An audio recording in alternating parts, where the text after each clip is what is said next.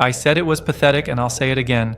The play calling in a moment that critical was flat out disgraceful. And it all comes back to a head coach with his face buried in a laminated play sheet instead of actually coaching the game.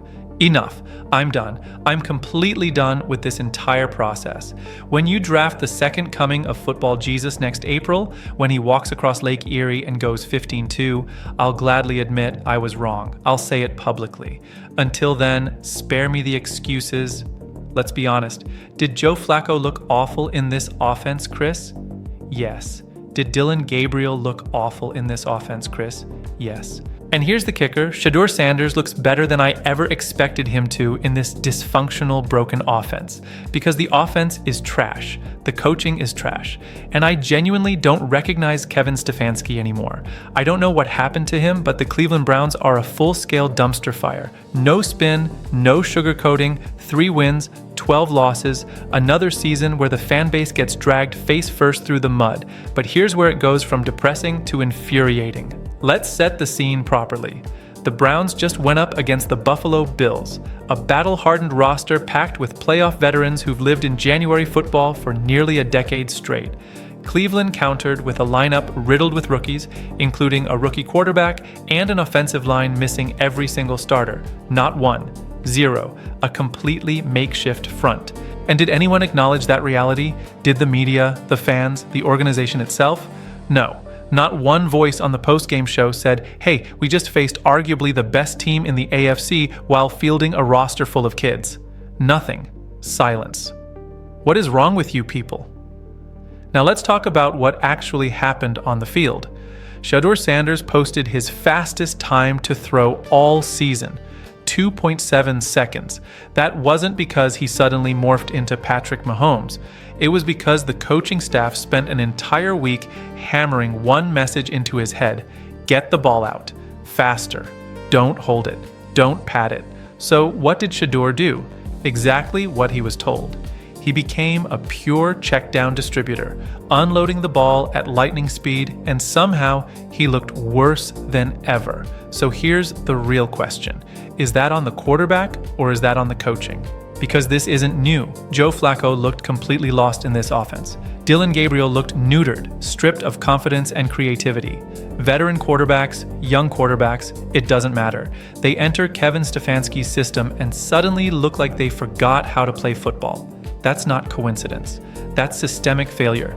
Rizzo didn't pull punches. He flat out called Stefanski out for running one of the worst offensive schemes in the NFL.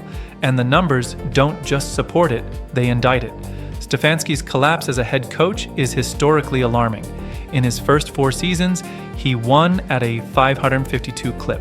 That's legitimate playoff level football. But over the last 2 seasons, .188. Let that number sink in. No head coach in NFL history has fallen off a cliff this hard. Not one. This isn't a rough stretch. This isn't injury luck. This is organizational decay from the top down. He went from 552 to 188. Nobody is even in the same universe. Something broke. Something fundamentally changed. So why is everyone piling on Shedeur Sanders? Why is a rookie quarterback thrown into the flames at the tail end of a lost season being judged like he's supposed to be prime Tom Brady? The kid is throwing to practice squad receivers. His top targets were 22-year-old Raheem Sanders, Malachi Corley, Harold Fannin Jr., and Tavon Williams. Hungry young players fighting for NFL survival, not established weapons. And yet the expectation is flawless execution. 0 mistakes, instant dominance, immediate results. It's lunacy. Rizzo nailed the part everyone else refuses to acknowledge. Shedeur has played 5 games, 5. In those 5 games, he's had no offensive line, minimal weapons, disastrous coaching, and a gauntlet of elite playoff caliber defenses. But sure, write him off because he didn't go 15-2 in December. The lack of perspective in Cleveland is staggering. This is the same ecosystem that has churned through 50 quarterbacks since 1999. 50, and every single time the diagnosis is the same. Not the guy. Next, nobody ever pauses to ask the uncomfortable question. What if the problem isn't the quarterback? What if it's the system, the coaching, the franchise's total inability to develop talent? 5 games and he's not the answer? How would you possibly know? You don't know anything. This is a perfect storm, being thrown in late, 0 reps, poor coaching, and a roster full of rookies.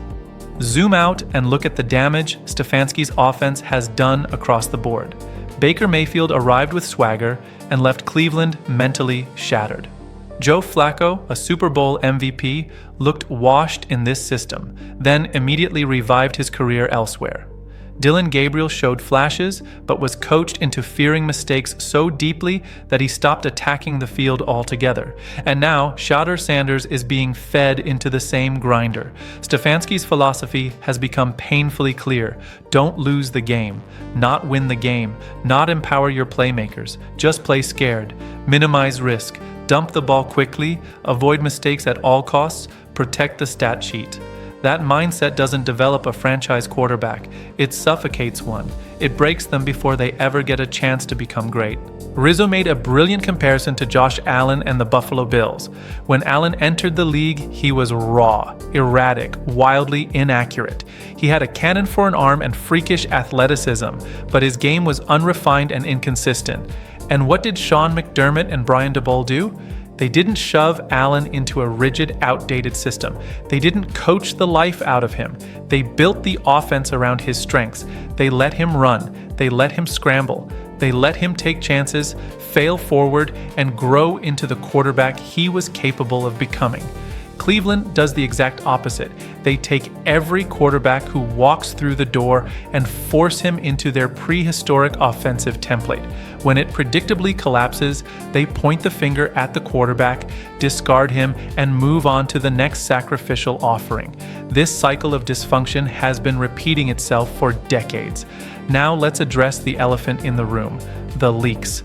Ian Rappaport went on NFL Network and dropped some eye-opening details about the Browns' future. According to Rappaport, no decision has been made on Kevin Stefanski's job status. If that's true, it's staggering.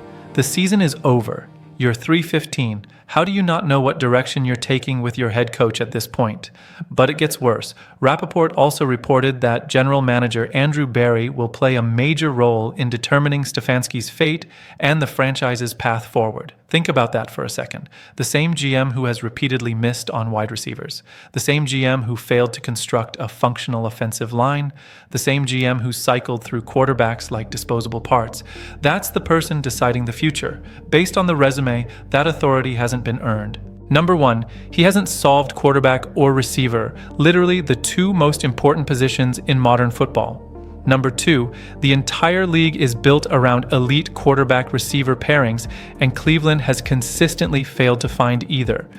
Number 3, the offense is a complete and total disaster. No identity, no rhythm, no plan. Here's the brutal truth. The Browns are asking Shedeur Sanders, or whoever they draft next, to accomplish something that has never been done correctly in modern Cleveland history: get the head coach right, get the general manager right, and get the quarterback right all in one offseason. It has never happened. Not in the expansion era. Not during decades of mediocrity, not once. And yet the media and fan base act like it's inevitable, like drafting Shedeur Sanders or Jalen Milroe or the next shiny prospect will magically fix everything. Suddenly, the offensive line will be solid. Receivers will materialize out of thin air. Coaching will become competent overnight. Spoiler alert, it won't. Here's what Rizzo understands, and what so many others refuse to accept.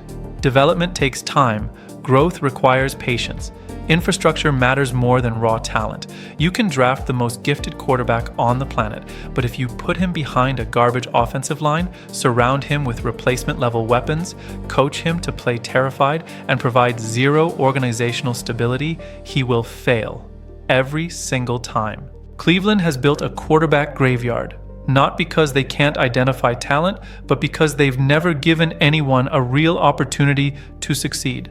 The moment adversity hits, they panic, they blow it up, they start over, and they repeat the process year after year for a quarter century. What makes Rizzo's rant resonate is that it isn't blind defense. He's not claiming Shedeur Sanders is flawless or guaranteed to be the franchise savior. He's saying something far more reasonable. Give the kid a fair chance. Acknowledge the context.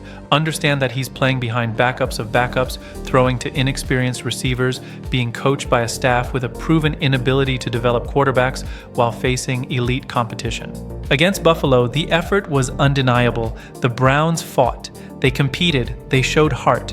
That credit belongs to the players, and yes, to Stefanski's ability to keep the locker room engaged despite a lost season. But motivation has limits.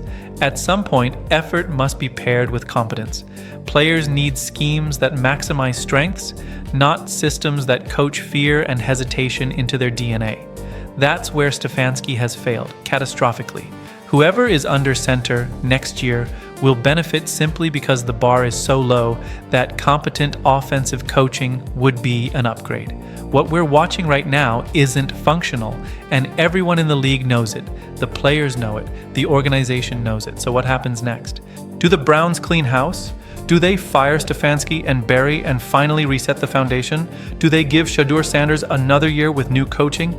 Or do they do what history suggests? Blame the quarterback, draft another one, keep the same broken infrastructure intact, and act shocked when nothing changes? Tony Rizzo sees it, Browns fans see it, even casual NFL observers see it. The problem in Cleveland isn't talent, it isn't draft position, it isn't bad luck, it's organizational incompetence from the top down. Until that changes, it doesn't matter who's taking snaps. The result will always be the same. Shedeur Sanders was set up to fail. Just like Dylan Gabriel, just like Joe Flacco in this system, just like every quarterback who has passed through Cleveland over the last 25 years. The only real question left is this: will anything actually change? Or are we about to climb back onto the same exhausted, soul-crushing carousel for yet another lap? If you live your life trying to please everyone, you'll never find peace. You'll never be happy. And I'm grateful, truly grateful, that I've reached a point where I can prove something to myself. I can play on time. I can step up in the pocket. I can execute at this level. I know I can do that. You can't exist in a world where other people's opinions dictate who you are. You take feedback with perspective, you acknowledge it, learn from it, and move forward. Like, sure, maybe I should have checked it down on that play. Fine. But why did that happen? That's the real question. What I see is a young quarterback out there making NFL defenses and entire organizations look foolish with his performances. That's me. And I have to recognize that. Stay grounded and keep building. This is growth. This is experience stacking on experience. These moments, they're deposits. If you're going to get me now, because every rep, every mistake, every lesson is going into my bag, and I'm going to grow from it. Ladies and gentlemen, what we witnessed wasn't just another routine post-game press conference. This was a moment, a line drawn in the sand, a rookie quarterback standing in front of the Cleveland media and, without raising his voice, challenging them to be better. Shedeur Sanders didn't simply answer questions after a 23-20 loss to Buffalo. He delivered a philosophical gut punch to the entire sports media ecosystem. And frankly, it was overdue. Let's set the stage. The Browns had just fallen to a scorching hot Bills team. Shedeur went 20 of 29 for 157 yards. Nothing flashy on paper, but the box score doesn't tell the full story. He played through a lacerated pinky finger. He left the game, got it wrapped, and came right back out. Meanwhile, his running back, Quinshon Judkins, went down with what looked like a devastating injury. The atmosphere was heavy, the energy was off, and then came the questions. What happened with the finger? You could look it up online if you want. I'm sure the pictures are already out there. And then things shifted. A reporter, no need to name names because Shedeur didn't, asked about a 4th and 2 decision. The implication was obvious. Did you agree with the call? Should it have been a punt? Do you trust your coaching staff? And that's when Shedeur snapped, but not with anger, not with theatrics. He snapped with honesty. I know you can't be asking me that question, man. Come on. And then he went further. If we want to change the narrative, change the franchise, we have to speak life. Right there. That's leadership. That's a 22-year-old quarterback, 5 games into his NFL career, telling seasoned media professionals, you are part of the problem. And he wasn't wrong.